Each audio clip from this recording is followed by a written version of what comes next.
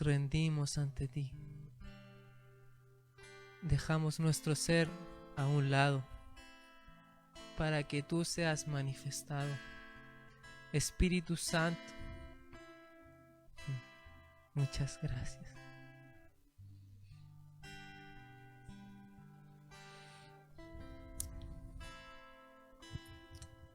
Amén.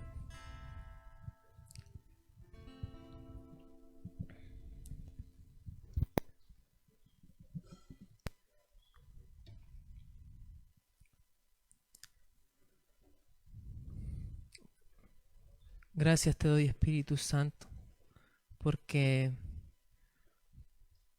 tú siempre entregas y nos das momentos y situaciones, circunstancias para poder seguir adorando, para poder seguir transformándonos, para poder seguir teniendo intimidad. Muchas gracias. Amén. El día de hoy vamos a hablar, vamos a ver un tema que quizás no es muy grato de escuchar. En cierto momento de nuestra vida podemos ser enfrentados y siempre continuamente estamos siendo enfrentados por el Espíritu Santo.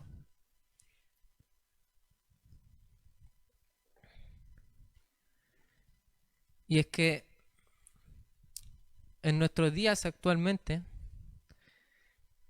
constantemente somos desafiados a ser mejores personas. Y eso en todo ámbito.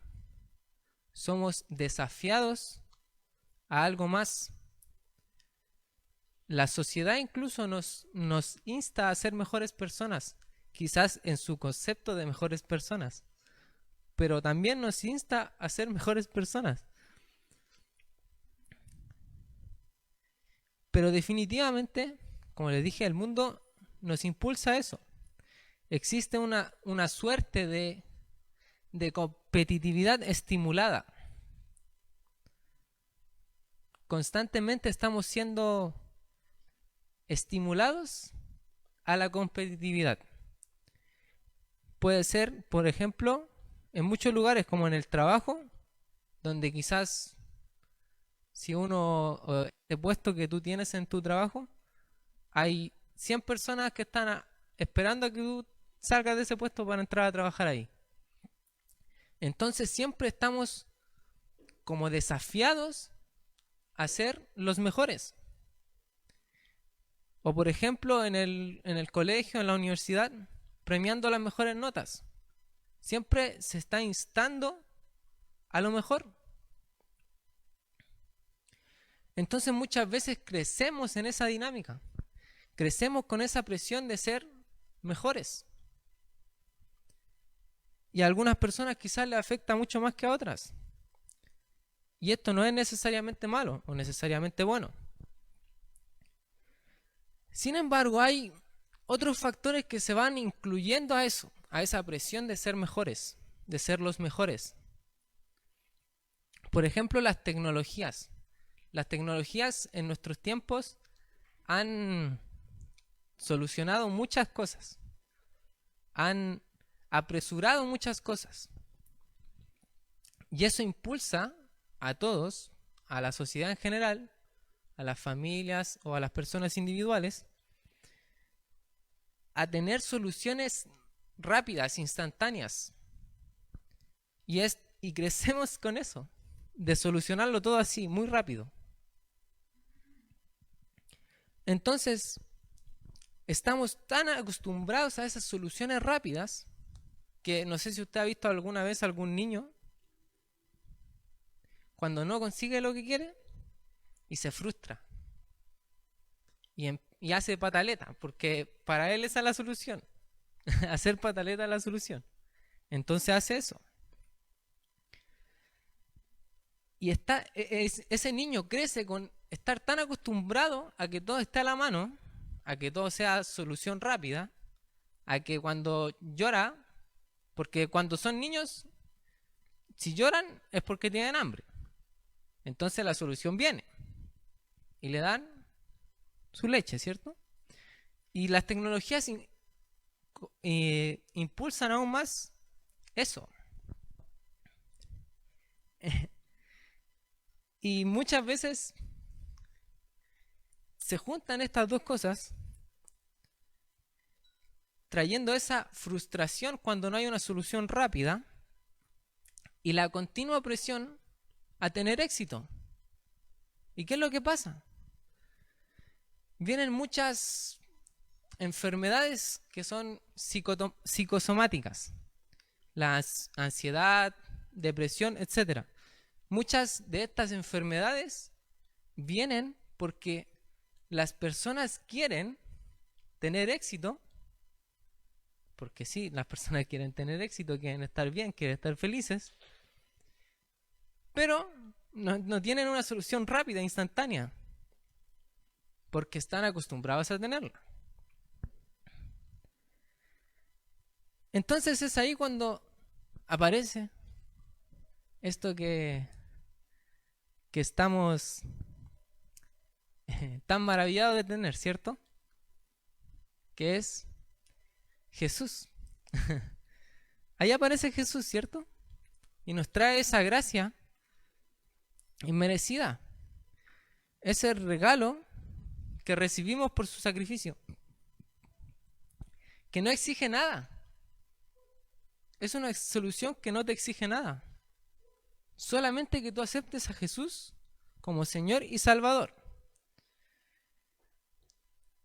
Y aquí vamos a leer Tito 2, versículo 11 al 13.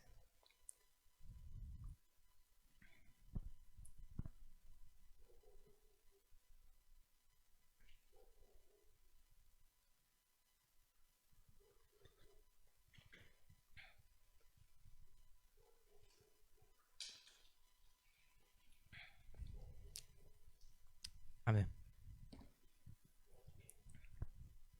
Dice: porque la gracia de Dios se ha manifestado para salvación a todos los hombres, enseñándonos que renunciando a la impiedad y a los deseos mundanos, vivamos en este siglo, sobria, justa y piadosamente, aguardando la esperanza bienaventurada y la manifestación gloriosa de nuestro gran Dios y Salvador Jesucristo.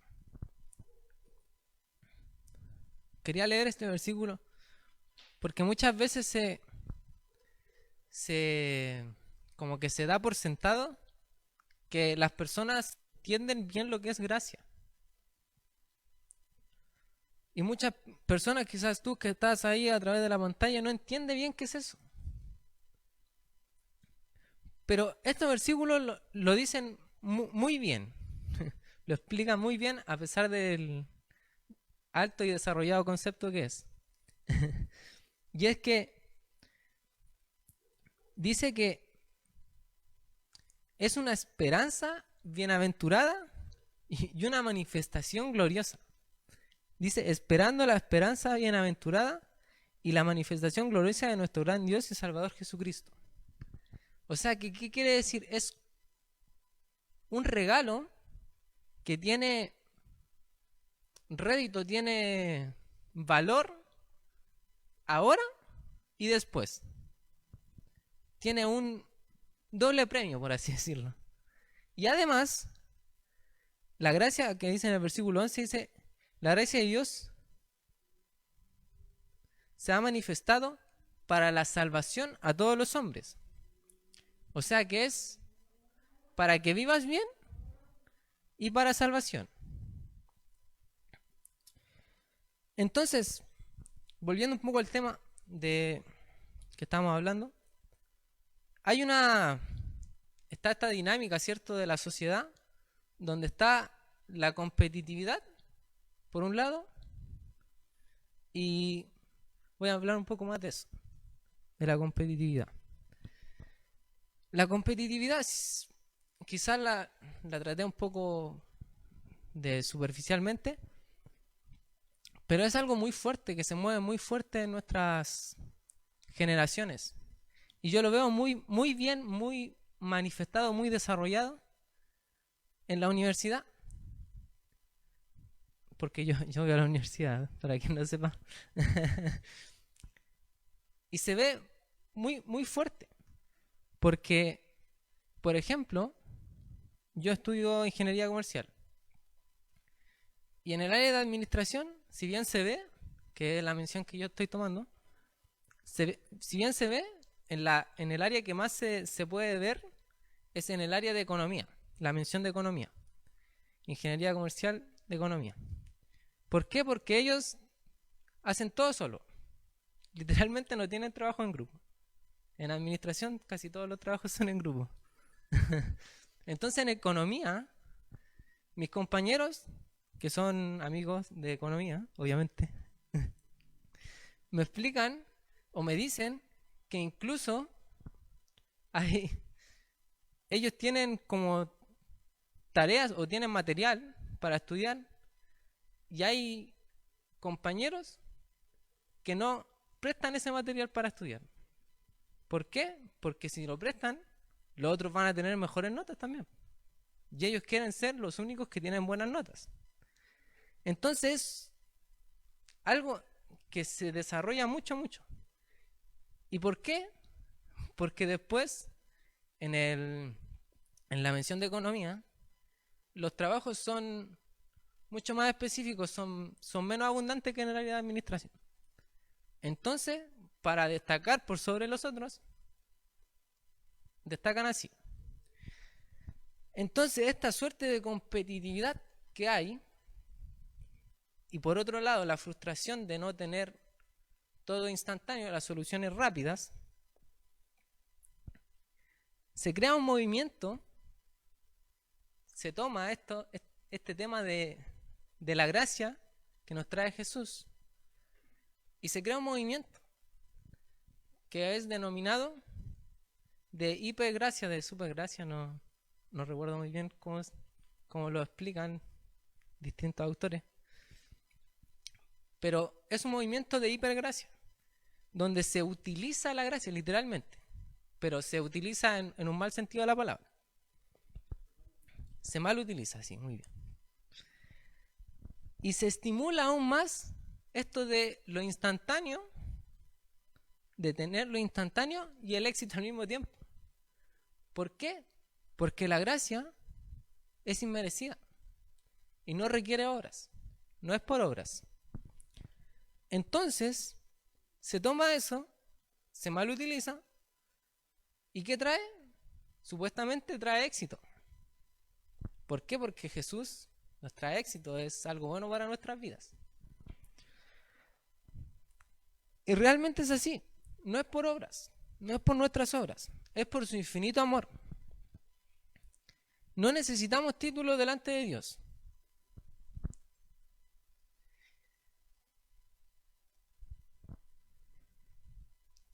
Entonces, ¿qué ofrece esto? Este movimiento de hipergracia. Éxito por la salvación, porque la sociedad nos explica o nos implica en que ir al cielo es porque hiciste cosas buenas, ¿cierto? Porque si tienes buena voluntad o haces buenas obras, las haces para ir al cielo. Eso es como una idea generalizada en el mundo. Entonces, se estimula esto de éxito por la salvación. Y aún más, esa instantaneidad que trae el que no sea por obras. Sin embargo, y aquí entra la parte difícil del mensaje. Jesús nunca dijo que la vida de un discípulo iba a ser fácil. Jesús nunca dijo eso.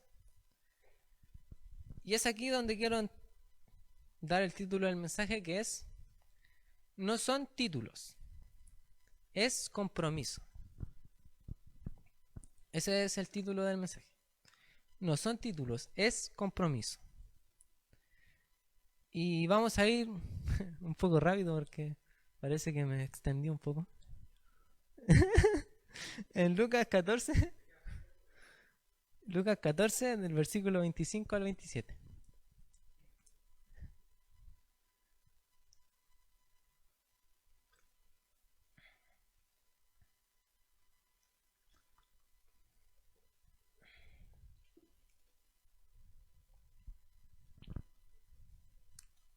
Amén. Entonces, no sé si usted tiene ahí su Biblia de papel o alguna Biblia también del teléfono también lo explica o lo especifica, que el título de este versículo del 25 dice lo que cuesta seguir a Cristo. Entonces dice, grandes multitudes iban con él y volviéndose les dijo, si alguno viene a mí y no aborrece a su padre y madre y mujer e hijos y hermanos y hermanas y aún también su propia vida, no puede ser mi discípulo. Y el que no lleva su cruz y viene en pos de mí, no puede ser mi discípulo. Entonces, estaba esta situación en que había mucha gente siguiendo a Jesús y de común mucha gente seguía a Jesús porque Jesús era bueno, ¿cierto? Él hacía milagros. Entonces, estaba esta multitud pensando que Jesús iba a ser rey. Lo que la gente pensaba en este momento es que Jesús iba a ir a tomar una corona, iba a ser rey. Sin embargo, Jesús se encuentra de camino a otro tipo de corona. A una corona de espinas. Él se encuentra de camino a la cruz. Ese era su destino. Él iba a morir. La gente no lo sabía. Solo Jesús lo sabía. Entonces ellos consideraban a Jesús como un ganador. Como alguien bacán. Como alguien bueno, como alguien exitoso. ¿Por qué? Porque él hacía cosas buenas, él hacía milagros. Entonces, ¿qué hacen? La gente le sigue. ¿Para qué? Para poder ellos ganar algo aunque sea. ¿Cierto? Entonces, Jesús en ese momento se para y les dice, ¿qué les dice? No todo es tan fácil. Hay que pagar un precio. Entonces Jesús exige compromiso. Y es una palabra que quizás no es muy popular, por así decirlo, en estos días. Estamos tentados, o la iglesia en general está tentada, a no decirle mucho de esto a la gente. ¿Por qué? Porque como que tienen miedo de que se arranquen, literalmente. Tienen miedo de que la gente salga de la iglesia por decirle que tiene que tener un compromiso con Jesús. Entonces, está tentada la iglesia a prometer como una doctrina de prosperidad. Y yo no estoy en contra de eso. Yo creo que Jesús sí, que a través de Dios tenemos que ser prósperos. No solo podemos, tenemos que ser prósperos. Pero hay que pagar un precio. Entonces estamos tentados a no retar a la gente sobre su pecado. Y es que Dios nos ama. Sí, Dios nos ama. Y por lo mismo es que quiere que no pequemos. Él quiere corregirnos. Y esta corrección no es para condenación. Porque también está el otro extremo. El extremo de que no dicen nada y el extremo de que condenan. Entonces, por ejemplo, hay una canción de Gabriel Rodríguez y MC que dice: dicen que amar o que amor es corregir, pero se olvidan que solo es un hijo el que recibe corrección. Entonces, en algunos lugares como que se justifica el condenar a través de los micrófonos, de las pantallas. Como que se justifica el decir pecador y la cosa. Y todo eso. ¿Por qué? Porque supuestamente están predicando una buena doctrina. Pero no es así. Jesús no traía condenación. Él no se dio vuelta, no se paró a decirles esto para condenarlos. No. Él lo hizo con todo el amor que podía tener en ese momento. De decirles, hey, hay que pagar un precio.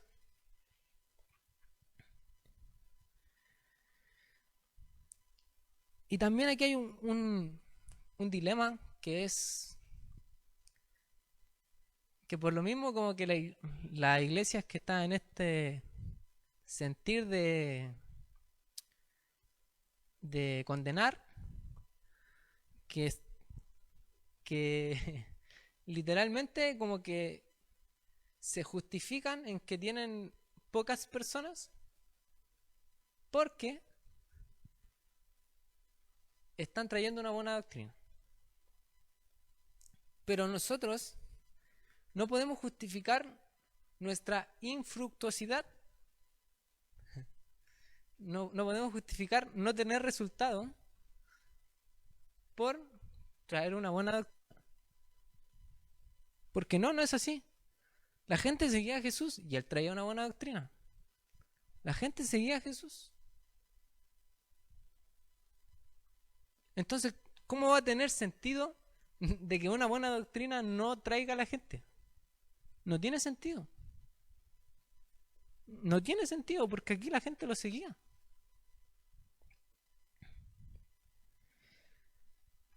Entonces, el evangelio es algo atractivo.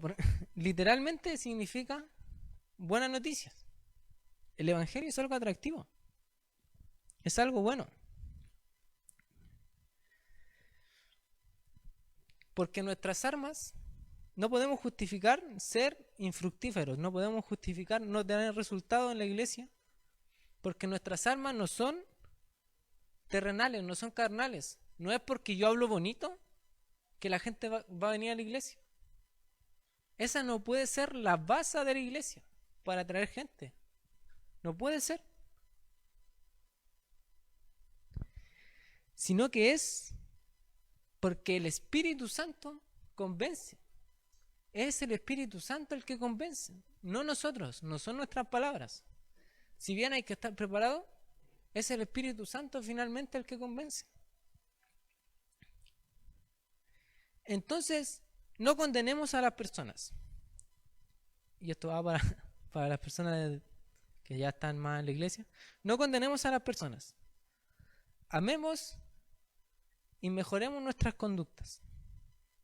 Porque sí, tenemos que mejorar nuestras conductas.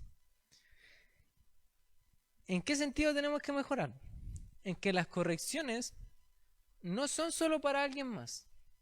No son solo para el que está ahí sentado. No son solo para el que está mirando a través de la pantalla. Sino que también son para mí. Son para el que está aquí. Y primeramente para el que está aquí entregando el mensaje. Porque esa palabra tuvo que haber dado primero un fruto en mí. Para que yo pudiera estar trayendo este mensaje. Trayendo conciencia y arrepentimiento a mi vida.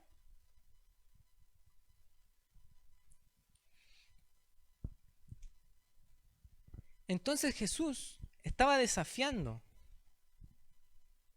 Porque él sabe, Jesús sabía en ese momento que el evangelio es tan atractivo que aún así, aunque él le dijera eso, mucha gente lo iba a seguir. Mucha gente iba a dejar todo por seguir, porque no era él tampoco. Era el Espíritu Santo también.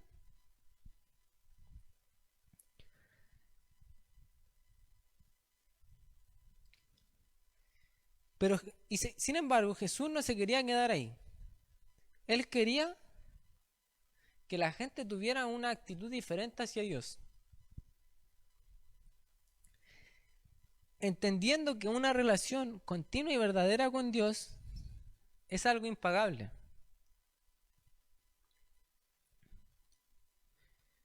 porque nosotros estábamos condenados a muerte, pero pero su amor nos desafía a algo mayor. No solo nos salva, sino que nos desafía a algo mayor. Y en el versículo 26, si podemos leerlo de nuevo, lo voy a leer de nuevo. Dice: si alguno viene a mí y no aborrece a su padre y madre, y mujer e hijos y hermanos y hermanas, y aún también su propia vida, no puede ser mi discípulo. Entonces este versículo es un poco chocante. No sé si a usted le parece chocante, a mí sí me parece chocante. Es un poco chocante, es como difícil de oír, porque no es agradable decir que tienes que aborrecer a tu familia. Sin embargo, Jesús no quería ir en contra de la familia, él no estaba tratando de decir eso. No. Él no quería ir en contra de la familia.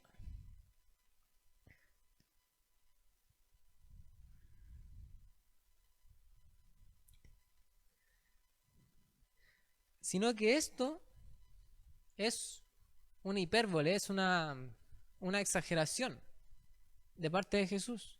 ¿Y por qué una exageración? Porque él quería traer como esta exageración tan chocante para la vida de los que estaban ahí y para nuestra vida en estos tiempos.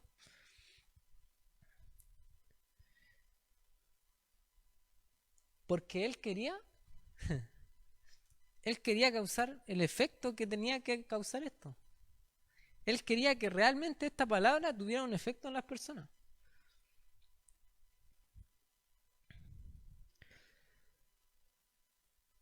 Entonces Jesús no nos pide, entienda esto, Jesús no nos pide aborrecer a nuestro padre y madre y a nuestra familia.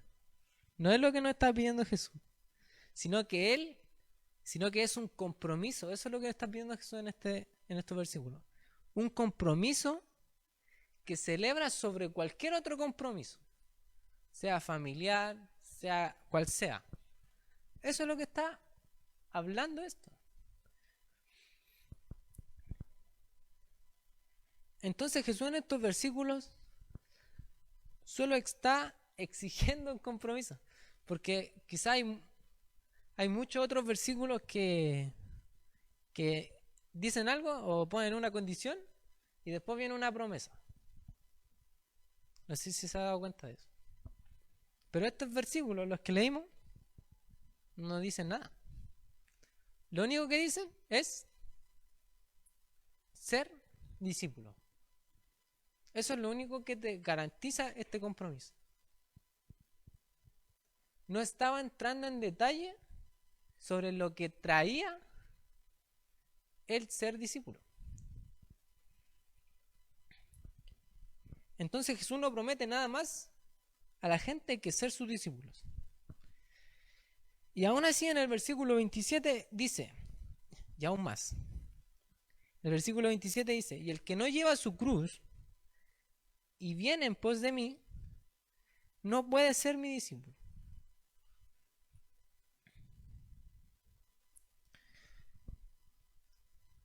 Entonces, Jesús, aún no contento con solo comprometer los compromisos familiares, con decir que el compromiso con él tenía que ser mayor que el de la familia, él ahora también dice que debe estar aún por encima de nuestra propia vida. Aún por encima de nuestra propia vida. Y es en ese momento, en ese contexto que Jesús estaba dando esta palabra, había una persecución. Por eso él habla de cruces. El que no lleva su cruz y viene en pos de mí. Porque en ese tiempo los perseguían y los cristianos eran muertos en cruces. Literalmente. Por eso es aún por encima de su propia vida, de nuestra propia vida, el compromiso que nos está exigiendo Jesús.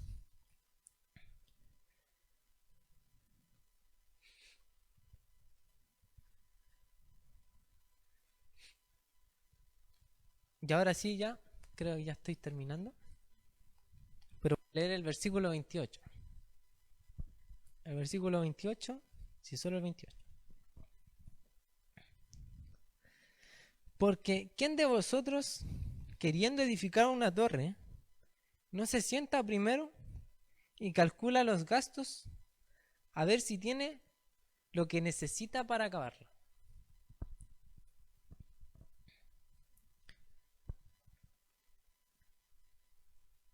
Entonces Jesús en el siguiente versículo está desafiando aún más, porque no es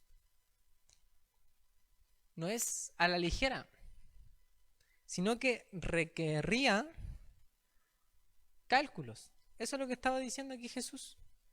Estaba, no sé cómo, para que lo entienda mejor, eh, exigía cálculos en el sentido de que tenían que saber muy bien lo que significaba seguir a Jesús y los compromisos que esto traía. Y aún más, porque como le dije recién, en estos versículos solo exige compromiso. No promete nada más aparte de ser discípulo. Entonces, realizar los cálculos, y aquí quiero que encienda su ampolleta, hacer los cálculos también implica ver los beneficios. No es solo los costos, también los beneficios. Entonces, Jesús no quería hacer una lista de beneficios, porque eso es muy fácil. Él no quería hacer eso.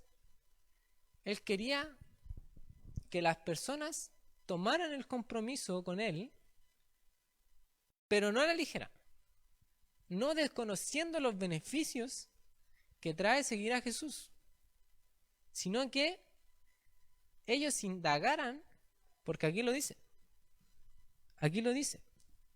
sino que también indagaran los beneficios que traía seguir a Jesús. ¿Y cómo hacíamos esto? ¿Cómo pueden hacer esto? ¿Ustedes creen que las personas que estaban ahí lo seguían porque se llamaba Jesús? ¿No lo seguían porque se llamaba Jesús?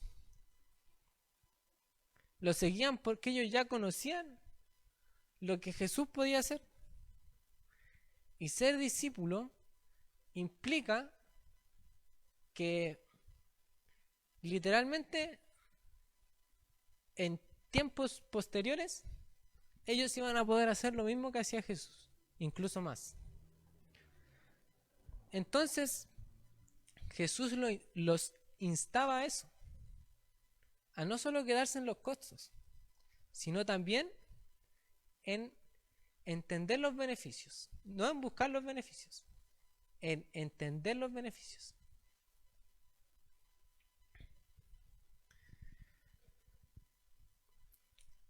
Entonces no quiero alentar o no quiero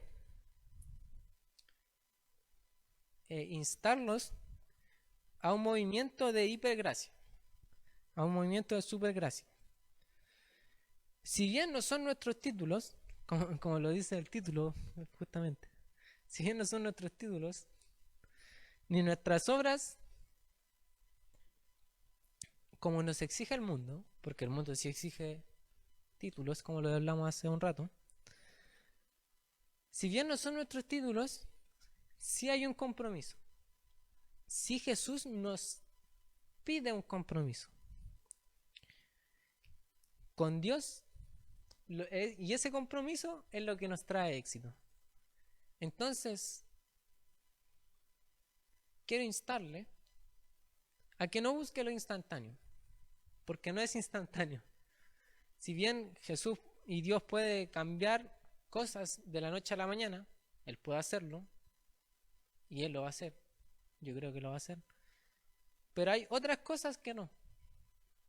Hay otras cosas que va a costar más, que van a requerir más. Y no se frustre, es normal, a todos nos pasa. Pero finalmente es lo que nos va a traer mayor recompensa.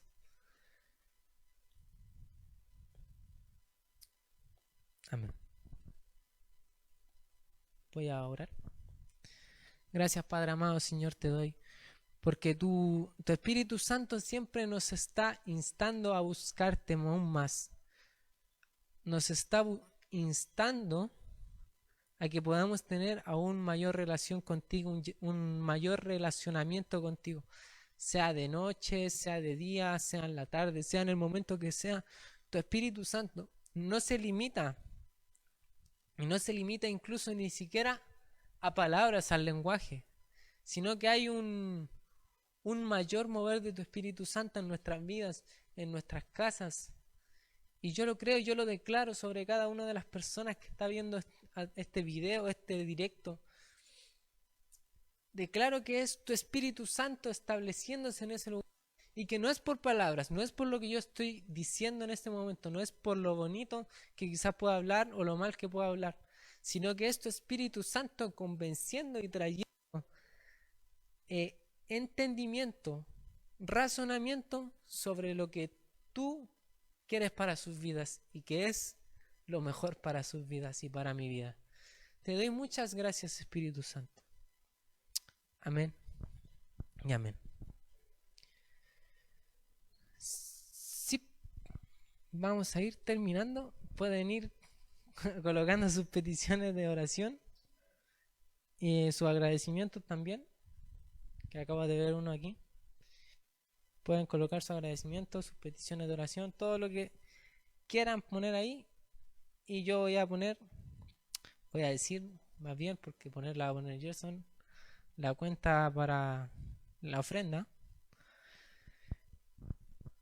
Y voy a leer un versículo que no va a estar puesto, solo lo voy a leer, que es Salmo 107 del 22 al 24, que dice: presenten ofrenda de agradecimiento y cuenten con gritos de alegría lo que Él ha hecho. Hubo quienes salieron a cruzar el mar en barcos, se fueron a atravesar el océano para apreciar y vieron las obras que hace el Señor, sus maravillas en alta mar. Entonces, en estos salmos, el salmista estaba instando a la gente a que presentáramos, o a que presenten en ese momento, ofrendas de agradecimiento.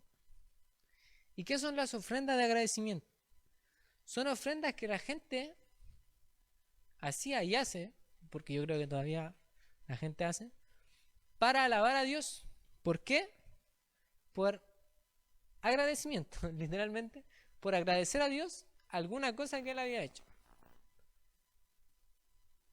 Sin embargo, en este momento, Jesús todavía no estaba.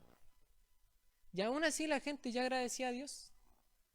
¿Cuántas razones más tenemos nosotros para agradecer a Dios? Para agradecer a Jesús, el sacrificio que hizo Jesús, esa gracia que nos da Jesús, el Espíritu Santo. ¿Cuántas cosas más podemos hablar? Y no quiero extenderme mucho más porque no quiero convencerlo con mis palabras, como lo dije hace un momento. No quiero convencerlo con mis palabras, sino que sea algo espontáneo de su corazón.